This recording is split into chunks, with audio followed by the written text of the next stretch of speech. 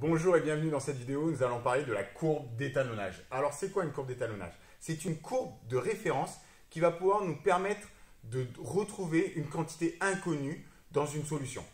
Par exemple, aujourd'hui, on va essayer de retrouver la quantité de sucre dans une boisson sucrée.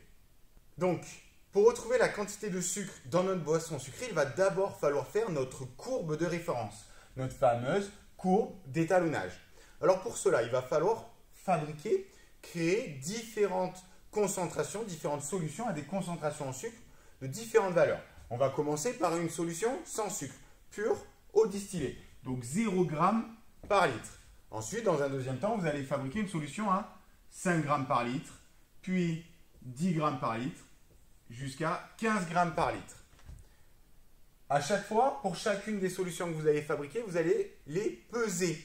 Vous allez donc trouver une certaine masse.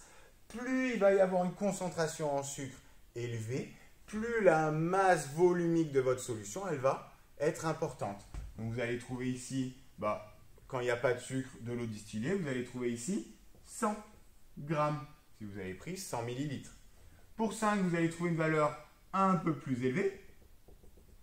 Pour 10, une valeur encore un peu plus élevée, que je vous laisserai découvrir en faisant l'expérience. Et pour 15, encore un petit peu plus élevé. Vous allez ainsi créer votre fameuse courbe de référence. Maintenant que votre courbe d'étalonnage est correctement faite avec des valeurs très précises, qu'est-ce qu'il vous reste à faire? Je vous rappelle que le but, c'est de déterminer la quantité de sucre dans votre boisson sucrée, la concentration. Il va falloir retrouver la masse en pesant votre échantillon de boisson sucrée.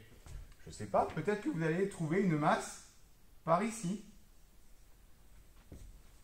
Qu'est-ce qu'il vous reste à faire?